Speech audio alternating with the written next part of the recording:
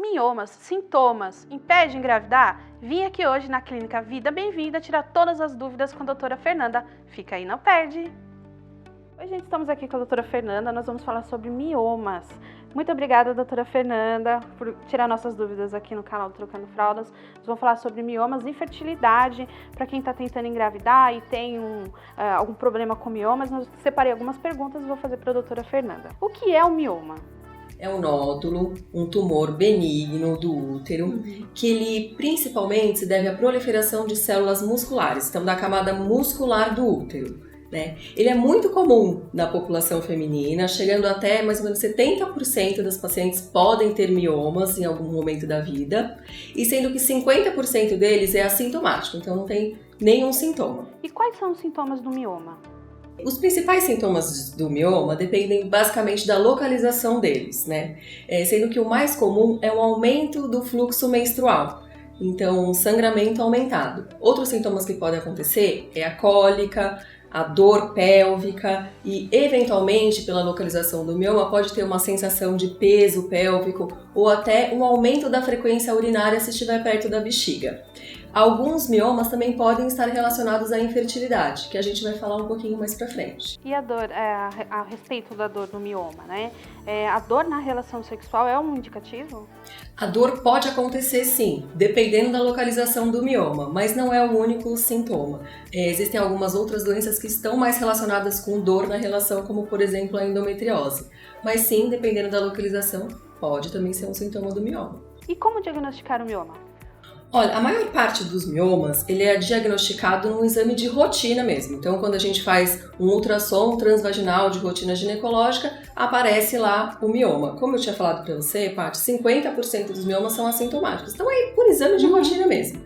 Outros exames que a gente pode fazer que também pode aparecer o mioma, por exemplo, uma ressonância magnética ou uma histeroscopia, que é um exame mais específico do útero, né? Uma câmera que a gente visualiza o endométrio, então a camada interna do útero, e que aí também pode dar o diagnóstico do mioma. Esses exames, eles são invasivos? Só a histeroscopia, que é um exame mais invasivo, né? Então, que essa câmera entra no útero, mas o ultrassom e a ressonância não são esses exames invasivos. Quais são os tipos de mioma? Bom, os miomas, eles são divididos principalmente em 3 tipos, né?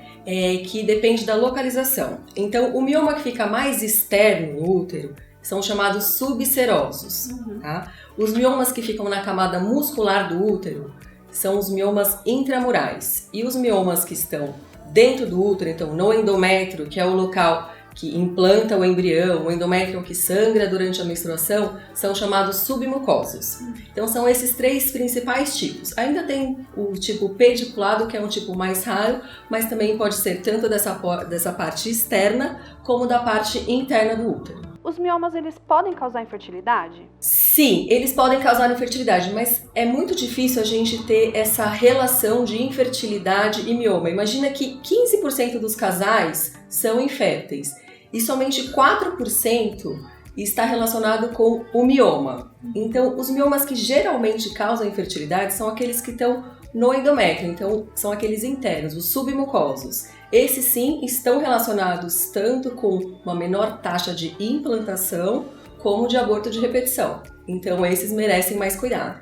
Aqueles da camada, os intramurais, né, da camada muscular, também podem estar relacionados com a infertilidade, principalmente quando eles têm mais de 4 a 5 centímetros, que eles podem tanto distorcer a anatomia do útero e aí causar infertilidade, como estar próximo dessa camada interna, também podendo dificultar a gravidez. E quais os principais tratamentos dos miomas?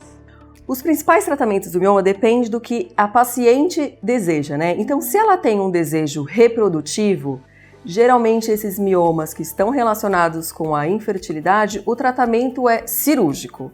Então, o tratamento cirúrgico a gente tem 2 principais tratamentos. O primeiro deles é por histeroscopia cirúrgica, que são aqueles miomas submucosos que estão dentro da cavidade. Então, a histeroscopia é uma câmera que vai entrar pelo útero para poder remover esse mioma. Outro tratamento possível para os miomas intramurais e subserosos, que são os miomas mais externos, é a laparoscopia, né, que aí vai retirar somente o mioma para essas pacientes que têm desejo reprodutivo. Esses são os tratamentos cirúrgicos. Algumas outras pacientes que não têm desejo mais de engravidar, por exemplo, já têm 3 filhos, não tem mais, já tem a prole constituída, aí sim a gente pode ou fazer a esterectomia, que é a retirada de todo o mioma, ou às vezes algum tratamento clínico, por exemplo, se ela estiver próximo da menopausa, né? Então, esses miomas geralmente são hormônio dependentes, então dependem do estrogênio e da progesterona para poder crescer. Então, próximo da menopausa, a tendência deles realmente é reduzir. E aí, Patrícia, dependendo dos sintomas da paciente, a gente também pode fazer um tratamento clínico, ou com analgésico, anti-inflamatório, ou até anticoncepcional para diminuir o sangramento. Mas depende muito do desejo da paciente, se ela quer engravidar ou não. Doutora, como que as pessoas podem buscar ajuda? Assim, elas sabem que elas têm mioma, não sabem por onde começar.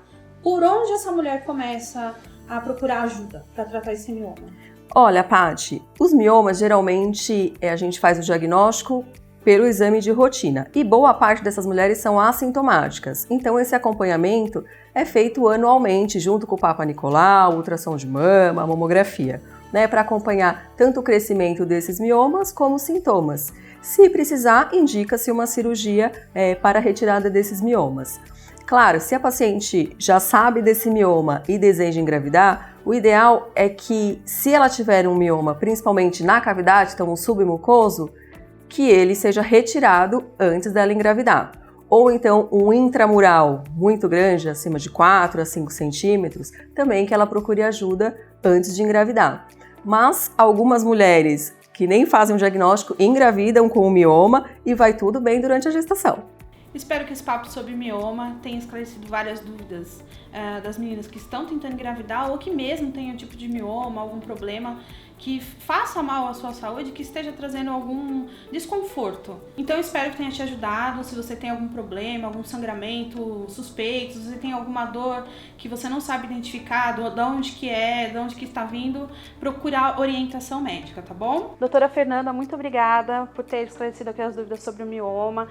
Tenho certeza que ajudou diversas pessoas que estavam com dúvidas, mas caso elas ainda continuem com dúvidas e queiram conversar com você a respeito, como que elas podem te encontrar?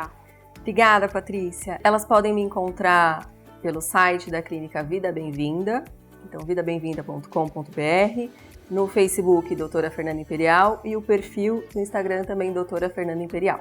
Muitíssimo obrigada por estar aqui conosco. Obrigada, Patrícia. Muito obrigada por ter assistido e até a próxima.